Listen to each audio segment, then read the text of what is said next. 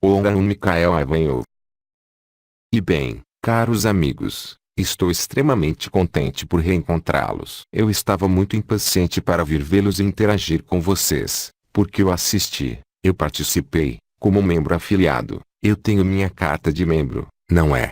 Da Ordem dos Melquisedeques, desta efusão de energia do ultravioleta, desta pressão da radiação que, como lhes disse o arcanjo, é verdadeiramente o início de suas núpcias celestes e de suas redescobertas com a luz. Isso é extremamente importante. Então, como sabem, eu intervenho, bastante, em suas preocupações espirituais, mas ligadas também à sua evolução que é ainda material pelo momento. Então, eu lhes transmito todo o meu amor e, como de hábito, escuto a todas suas questões e vou ajudá-los a avançar nesse caminho. Aí está, caros amigos. Eu os escuto imediatamente. Questão: a que correspondem os desconfortos que muitos sentiram nas pernas durante a efusão de energia de Miguel de 25 de abril último? Então, durante esta efusão da pressão da radiação do ultravioleta, vocês a chamem como quiserem, mas eu creio que se vai chamá-lo ultravioleta, é mais simples e corresponde realmente à realidade do que essa irradiação,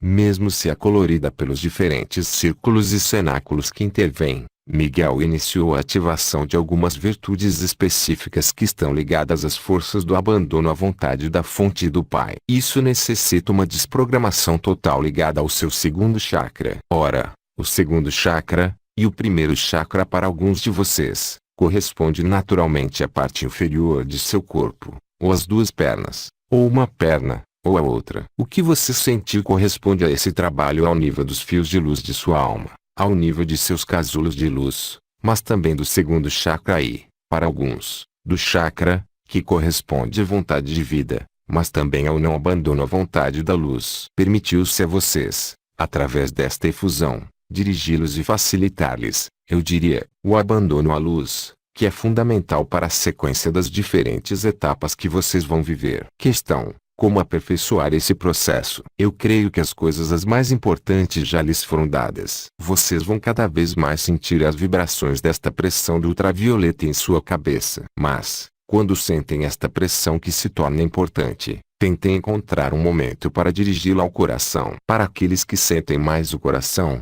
concentrem-se em seu coração. Aí está. É tudo o que há a fazer. Não há técnica específica ou individual com relação a isso. Não se esqueçam também. É um pequeno aborrecimento, talvez não para todos, mas vocês devem esperar ter pequenos problemas dentários, porque o segundo chakra é diretamente ligado à eliminação kármica ao nível dos dentes. Portanto, será necessário não se inquietarem se tiverem pequenos aborrecimentos para tratar, obviamente, de maneira energética, os dutos energéticos desses dentes se, todavia, isso se manifeste. Não é uma obrigação. Sobretudo para aqueles que já realizaram o trabalho de ir e vir da luz ao nível do canal mediano, desde o sétimo chakra até o primeiro chakra. Mas, para aqueles que não tiveram esta oportunidade, porque são mais recém-chegados, eu diria, nesse processo, de descer até o despertar do Kundalini, necessariamente a ativação do segundo chakra pode se traduzir por reações de problemas ao nível dos dutos dentários. Questão: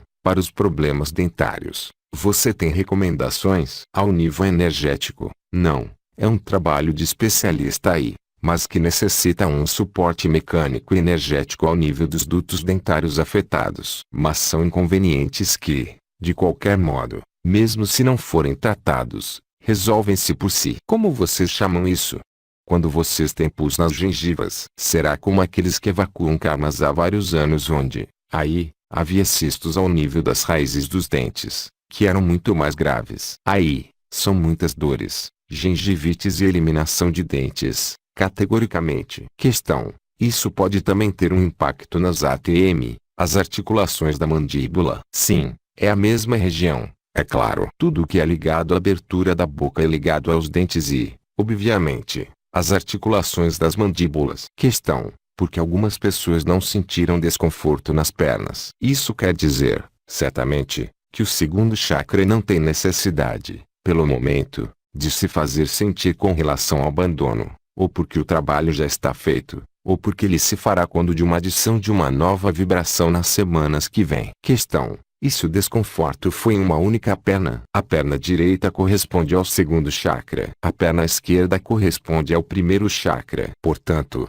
seu centro de poder do primeiro chakra está em desequilíbrio com relação ao seu segundo chakra. Isso quer dizer que há, em algum lugar em você, medos que estão ligados ao poder humano que você não ousou assumir durante a vida material. Questão: Miguel falou da ascensão dos humanos e dos não-humanos. Parece-me que, sobre a Terra, há humanos e não-humanos. Questão: você fala dos animais, de algumas classes de animais que estão prontos para serem individualizados, mas também alguns animais que são sentinelas e vigias, que são seres de dimensões bem além de sua dimensão, e da minha, mesmo, e que vão retornar no domínio deles. Questão: quais são esses vigias e esses sentinelas? Há várias espécies. A maior parte dos mamíferos marinhos, é claro. Questão: poderia desenvolver? Não. Isso não tem qualquer interesse além da curiosidade. Questão: eu me inquieto, com relação ao que vem, de saber meus parentes afastados. Caro amigo,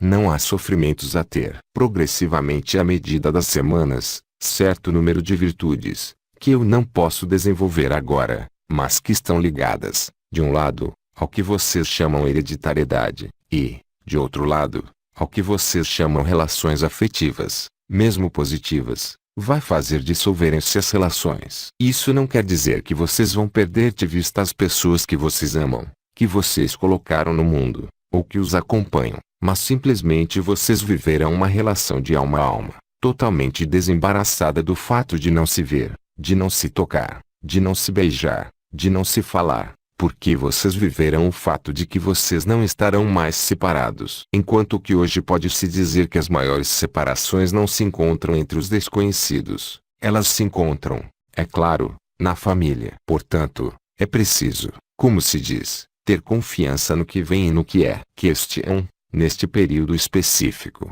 como fazer quando não se sabe mais onde se está, não se tem mais vontade de nada e se é incapaz de organizar o apartamento?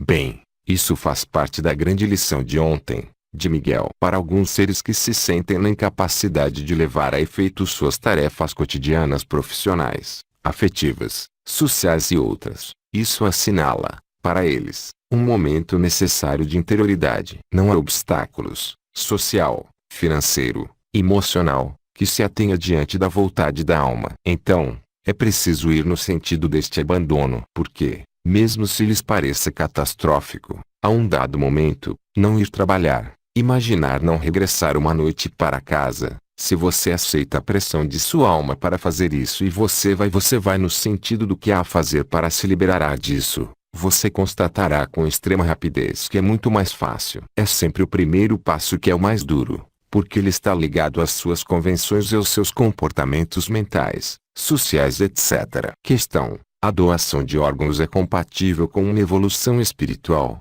e nossos órgãos podem permanecer sobre a Terra quando nós a deixamos. Vocês não são proprietários de seus órgãos, sobretudo quando morrem, não é? Isso não tem qualquer espécie de importância. Efetivamente, existem casos em que transplantes de órgãos podem se acompanhar da persistência de fragmentos da personalidade da pessoa que morreu. É por isso que aquilo que permanece é incômodo, não para quem morre. Entretanto, vocês podem ter um transplante de algo. Não é isso que vai incomodá-los para ir para a luz. Isso pode apenas perturbar algumas funções ao nível dos casulos de luz. Questão: mas para quem é apegado ao corpo, no momento de morrer, não é ainda um laço a mais com a vida? Não, absolutamente não. Tudo isso faz parte das crenças que eram ainda, talvez, válidas em minha vida, mas não mais hoje. A distorção, o afrouxamento dos laços com a matéria, tornam-se cada vez mais importantes. Nós os preparamos na suavidade, para vocês, consciências humanas, mas não para a Terra, para viverem este abandono da matéria de modo suave e progressivo. Portanto, não há riscos hoje. Questão: o que é do desaparecimento massivo dos insetos polinizadores e como remediar isso? Não é para remediar. As abelhas são chamadas as servas do Senhor. Elas fazem parte de um plano evolutivo preciso que era semear a vida sobre a Terra, difundir a reprodução da Terra. Mas é agora, como vocês sabem, em vias de se concluir. Portanto, a missão delas terminou. Não se esqueçam que, frente a um evento que, em sua dimensão, lhes parece terrível, e, sobretudo, Neste período em que a luz é onipresente, ainda que vocês não a vejam sempre, o que vocês vivem como algo de dramático é uma liberação, e nada mais. É seu olhar que deve mudar sobre as coisas, mas não a realidade das coisas. Questão: como fazer quando nossos parentes não estão no mesmo caminho? É infelizmente o caso de muitas famílias e casais e de muitos irmãos e irmãs também. Cada um tem seu caminho. Vocês não podem conduzir ninguém pela persuasão intelectual ou afetiva. Vocês apenas poderão conduzir as pessoas para a luz através de seu próprio comportamento e de sua própria luz, mas certamente não através das palavras ou das preconizações. Em contrapartida, informar, hoje, tornou-se capital e vários de vocês, aqui presentes ou em outros lugares, sentem a necessidade e urgência de informar, a despeito de serem tomados por loucos. Isso não é importante. O importante é que o humano, qualquer que seja sua evolução, seja informado. Isso não quer dizer que ele escolherá a luz, mas isso quer dizer que, em algum lugar, a consciência dele guardará esta informação no momento vindo. E isso é capital. Mas haverá sempre seres humanos que recusarão ver a verdade de frente e vocês ali nada poderão, absolutamente. Lembre-se do que eu lhes disse. Vocês não têm que ditar ou querer o que quer que seja com relação aos seus descendentes ou ascendentes, porque a liberdade deles é mais absoluta continuar a experiência da encarnação, ou porque eles são muito mais evoluídos do que vocês e eles servirão de grandes guias nas próximas dimensões divididas, ou porque eles decidiram fazer outro caminho. Lembre-se de que no final, tudo está bem, não há que ter medo do que quer que seja. Pelo momento, vocês reagem com relação aos laços de filiação, vocês reagem com relação aos apegos. Esses apegos vão se dissolver. Vocês encararão, mesmo os mais próximos como sua prole, como almas e não mais como seus filhos ou seus pais. E isso está a caminho. E é uma realidade que não é simplesmente uma ideia ou um conceito. É uma realidade verdadeira e real e total na manifestação, no comportamento e na consciência. Questão: então é uma forma de exemplo que é preciso dar? É o único comportamento possível. É claro, porque se você aborda alguém que você conhece, ou que não conhece, e fala-lhe do que você vive, você arrisca verdadeiramente ser tomado por louco porque, no raciocínio daquela pessoa, você é louco, e ela terá razão, porque ela não vive a mesma realidade que você. Então, é apenas através da informação neutra e de seu estado de ser, e de sua qualidade de ser e de transparência que isso se põe num canto da consciência e, no momento vindo, em um momento ulterior, a tomada de consciência se faz. Lembre-se, quanto mais vocês forem numerosos a terem consciência, a estarem informados do que acontece realmente, mais será fácil para todo mundo. Questão: como se articula a evolução de alguém que está na recusa de encarnação com a difusão das virtudes por Miguel nas semanas que vêm? Como os fios de luz permaneceram em outros planos da alma, em outros planos dimensionais, não há possibilidade de estabelecer um contato em uma nova virtude enquanto a união dos fios não é realizada. Há duas coisas diferentes. Há a união dos fios, dos 24 fios de luz que unem a alma com os complexos superiores. Há uma barra espírito, mas há também a ativação desses fios de luz que é outro processo. Vocês apenas podem viver a ativação se os fios estão presentes. É claro, outros seres humanos realizarão essas virtudes durante o período da efusão micaélica, não unicamente durante os casamentos celestes, mas também até o final da intervenção micaélica. A única coisa importante é compreender que vocês têm até o final de junho, independentemente das 12 virtudes, para penetrar em seu santuário interior, ou seja, acender sua lâmpada interior ao nível do coração. Questão: pode haver uma forma de ratrapagem desses fios? A questão é muito ambígua. O que quer dizer ratrapagem? Questão: pode-se superar rapidamente uma recusa de encarnação para ativar esses fios? Eles não podem ser ativados enquanto não estão aí. Como vocês querem ativar algo que não está ligado? É como se você pressionasse um botão para acender a luz,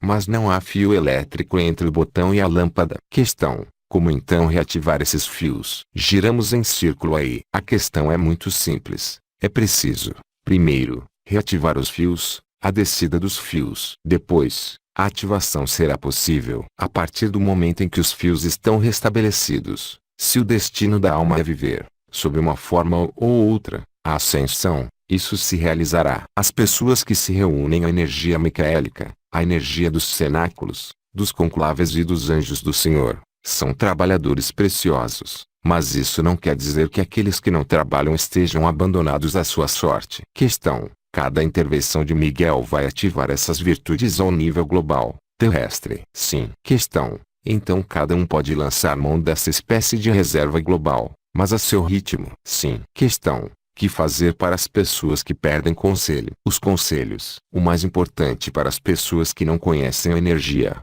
que não conhecem as dimensões espirituais, é o trabalho de meditação e de alinhamento. Essas pessoas que não conhecem nada poderão, talvez, sentir a pressão do ultravioleta, mas, o mais importante, é encontrar o coração antes de qualquer coisa, porque, no coração, qualquer que seja seu destino, qualquer que seja seu caminho, quaisquer que sejam suas escolhas, tudo estará bem. E o que nós queremos, de lá onde estamos, é que o máximo de seres humanos vivam que vêm em consciência e no alinhamento interior. Lembre-se do que lhes disse o arcanjo. Talvez muitos seres humanos que não escolheram a ascensão possam ser muito mais evoluídos do que vocês. Vocês não sabem disso, e isso lhes será ocultado todo o tempo. As relações da humanidade encarnada devem ser relações de coração e não devem ser condicionadas, sobretudo para os seres despertos, com relação aos apegos, com relação às linhagens, e com relação às evoluções. Portanto, o único conselho a dar é ao coração. Então,